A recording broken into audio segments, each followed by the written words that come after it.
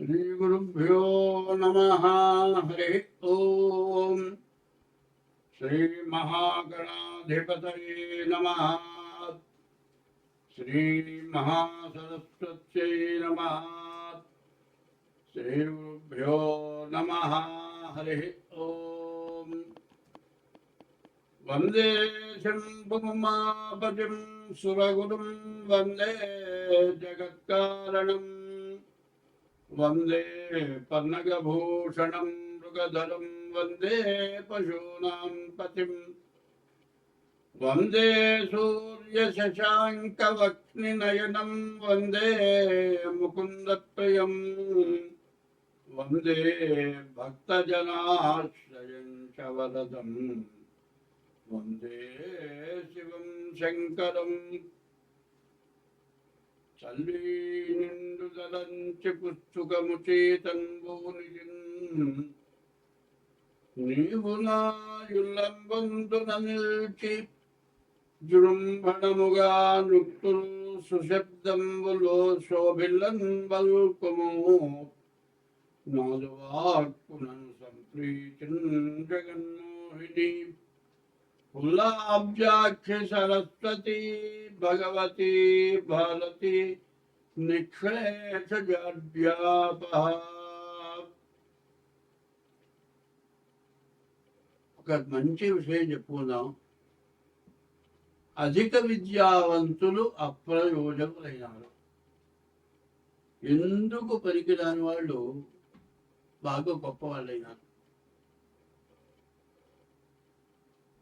సత్యం పలికేటువంటి వాళ్ళ మాట ఎక్కడ పలికి రావట్లేదు. వదరబోతులు తిట్టేవాళ్ళు, దుర్మార్గులు, తగాదాలు పెట్టుకునేవాళ్ళు, కుట్టేవాళ్ళు, మరి అందరినీ బెదిరించి ఆస్తులు లాక్కుండేవాళ్ళు, ప్రతి ఆస్తులు కబ్జాలు చేసేవాళ్ళు, మరి చాలా గొప్పవాళ్ళుగా పూజింపబడుతున్నారు. మరి సత్యవంతులు పనికిరాకున్నాయన, వదరు బూతులు దేశాన్ని పాలిస్తున్నారు. స్వార్థపరులు అంటారు. ఈ స్వార్థపరులకు ఎట్లా ఉంటుందంటే వాళ్ళ కొన్ని వందల కోట్లు, వేల కోట్లు సంపాదించారు. ఈ వందల కోట్లు, వేల కోట్లు ఏం చేయాలి? ఈ వందల కోట్లలో, వేల కోట్లలో ఆలోచిస్తే ఒక్క షర్ట్ ఉందండి, తొడుకులు చొక్కా, అది ₹1,00,000 చొక్కాట, 5 లక్షల రూపాయల ప్యాంటు, పెట్టుకునే వాచ్ వచ్చాడు ₹1,00,00,000. అసలు ఇది ఏమిటి? దేనికి ఎందుకు ఖర్చు పెడుతున్నాం? అదే సవ్యంగా సంపాదించిన డబ్బులైతే ఇట్లా పెట్టుకుంటాం. వాచ్ అని ఇప్పుడు గడియారం ఉందండి, మరి 200, 300 పెడితే కరెక్ట్ వాచ్ వస్తుంది. అదైనా టైం చూపించేది, ఇదైనా టైం చూపించేది. మరి గొప్పగా ఉండటం కోసమని ఇట్లాంటివి చేయటం ఎక్కువ అవుతుంది. మరి ఇట్లాంటి వాటి వల్ల వచ్చే ప్రయోజనం ఏమిటి? ఒకళ్ళకంటే ఒకళ్ళు ఎక్కువ చేయాలి. ఒకప్పుడు మరి జయలలిత కొడుకు పెళ్ళకి బంగారపు శుభలేఖ అదే పంచింది. బంగారపు శుభలేఖ, ఒక శుభలేఖ కొన్ని లక్షలు అయిందట. మరి ఇది ఎందుకు చేస్తున్నారు అనేది ఆలోచన కావాలి. కొంతమంది ఉన్నారు తిరుపతిలో ఏం చెబుతున్నారు, హుండీలో డబ్బులు వేయొద్దయ్యా అని చెబుతున్నారు. ఎందుకంటే హుండీలో డబ్బులు వేయొద్దంటే దేవుడికి ఏమన్నా ఉపయోగపడుతుందంటే ఏమి ఉపయోగపడాలి దేవుడికి? మరి లడ్డు కూడా కొంతమంది దాతలు ఉన్నారు, అన్నదానానికి దాతలు ఉన్నారు, పూలకి దాతలు ఉన్నారు, అన్నిటికీ దాతలు ఉన్నారు. ఇవి వచ్చే డబ్బులు ఏమైపోతున్నాయి? మరి అటువంటి దానికి కొన్ని కోట్లు ఇస్తున్నారు, ఒక్కొక్కళ్ళు 5 కోట్లు ఇస్తున్నారు. పేరు చెప్పొద్దు అంటున్నారు. ఇవి ఎందుకు ఇస్తున్నారో వాళ్ళకి ఆలోచన లేదు. పుణ్యం వచ్చేవి కొన్ని ఉన్నాయి, పాపం వచ్చేవి కొన్ని ఉన్నాయి. దానాలు ఒకటి రోడ్డు మీద నుంచుంటాడయ్యా, నా దగ్గర 90 రూపాయలు ఉన్నాయండి, ఒక్క 10 రూపాయలు ఇవ్వండి, నేను హోటల్లో బంద్ చేస్తానంటాడు. ప్రతివాడిని అది అడుగుతాడు.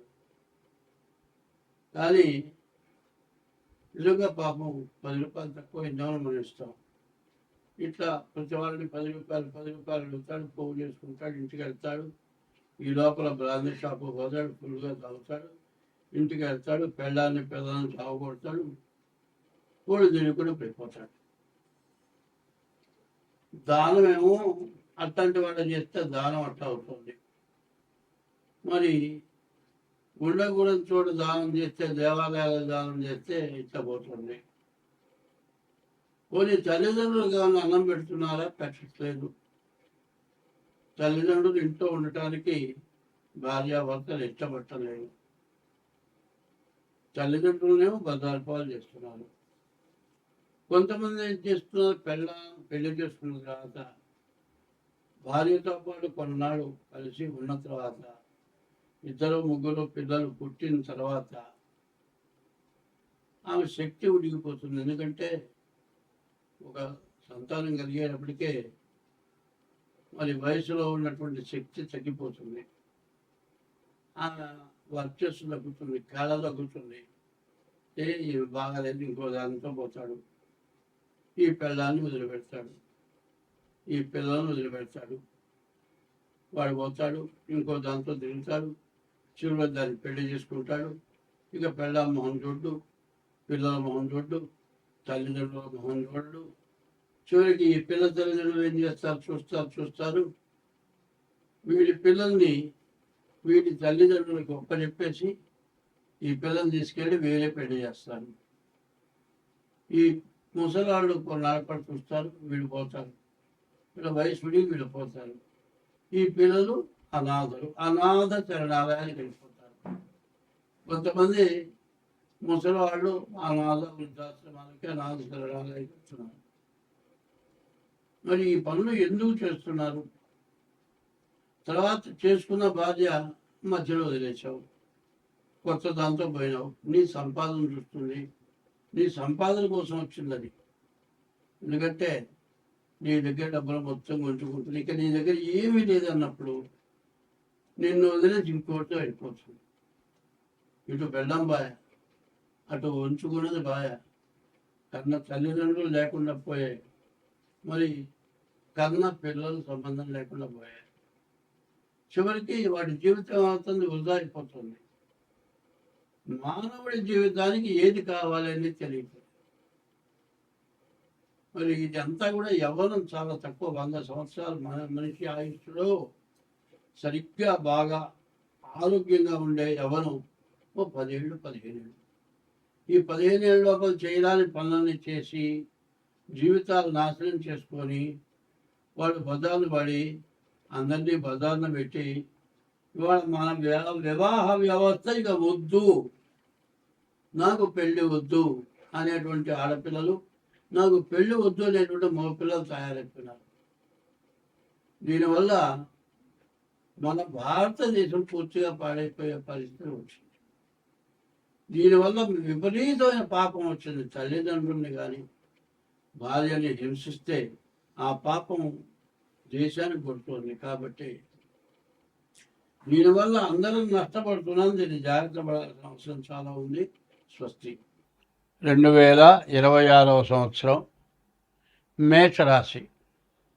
ఈ మేషరాశి ఫలితాలు చెప్పుకుందాం. ఈ మేషరాశికి వచ్చేటప్పటికల్లా 5 గ్రహాలు బాగున్నాయి. అందులో ఏకాదశంలో 4 గ్రహాలు బాగున్నాయి. ఈ 4 గ్రహాల వల్ల వచ్చే ప్రయోజనం ఏంటో మనం చూద్దాం. రవి బుధులు కలిసి ఏకాదశిలో ఉన్నారు. బుధాదిత్య యోగం. ఈ బుధాదిత్య యోగం బాగా ఉపయోగపడేది. వ్యాపారం బాగా ఆల్రౌండ్ అన్ని రకాల వ్యాపారాలకి బాగా కలిసి వస్తుంది. కుజుడు బాగున్నాడు. ఆస్తులు, ఇళ్ళు, పొలాలు కొనుక్కుంటానికి బాగా అవకాశం ఉంది. తర్వాత రాహు బాగున్నాడు. మీకు ఇంతకుముందు ఎవరికైనా ఇచ్చి రాకుండా పోయినా, మీ ఆస్తులు ఎవరికైనా స్వాధీనమై రాకుండా పోయినా, మీరు ఏదైనా అన్నదమ్ములు కానీ శత్రువులతో కానీ కోర్టులో వ్యాజ్యం చేసుకొని ఆస్తులు బ్లాక్ అయిపోయి ఉన్నటువంటి ఆస్తులు కూడా తిరిగి స్వాధీనమై రావడానికి అవకాశం ఉంది. తర్వాత వివాహం కాని వాళ్ళకి వివాహం కావడానికి అవకాశం ఉంది. అయితే 5 గ్రహాలు బాగాలేవు, బాగున్నాయి. 3 గ్రహాలు బాగాలేవు. బాగున్నని గ్రహాలు ఏమిటాయంటే శని. ఈ శని ఏళ్ళనాడు శని ప్రారంభమైంది, సంవత్సరం అయింది, ఇంకా 6 సంవత్సరాలన్నర శని బాగాలేడు. మీకు 5 రకాలుగా బాగుందని చెప్పాను. ఒక్క శని వల్ల మాత్రం విపరీతమైన నష్టము, కష్టము, ధనము దండగా, చేసే వృత్తిలో, ఉద్యోగంలో, వ్యాపారంలో, ప్రతి విషయంలో మాత్రం బాగా నష్టం, కష్టం ఎక్కువ వస్తుంది. కాబట్టి ఈ ఏళ్ళనాటి శని 7 సంవత్సరాలు 6 మాసాలు ఉంటుంది. సంవత్సరం అయిపోయింది, ఇంకా 6 సంవత్సరాలు 6 మాసాలు ఉంది. రాహుకేతువుల మధ్యలో గ్రహాలు పడ్డాయి, కాలసర్పయోగం పడింది. కాబట్టి ఈ రాశివాళ్ళు ప్రత్యేకించి పుట్టిన తారీఖు, నెల, సంవత్సరం ద్వారా, టైం ద్వారా కానీ, హస్తసాముద్రిక ద్వారా కానీ జాతకం చెప్పించుకోండి. ఎందుకంటే మనకు చేతికి అంది వచ్చేది రాకుండా పోయే పరిస్థితి ఉన్నది. కాబట్టి మీ జాతకం తప్పనిసరిగా చూపించుకొని ఆ దోషానికి ఏం చేస్తే ఆ దోషం పోతుంది, ఆ దోషం పోతే మీకు వచ్చే లాభాలు మొత్తం కంప్లీట్ వస్తాయి. మీరు బాగుంటారు. స్వస్తి.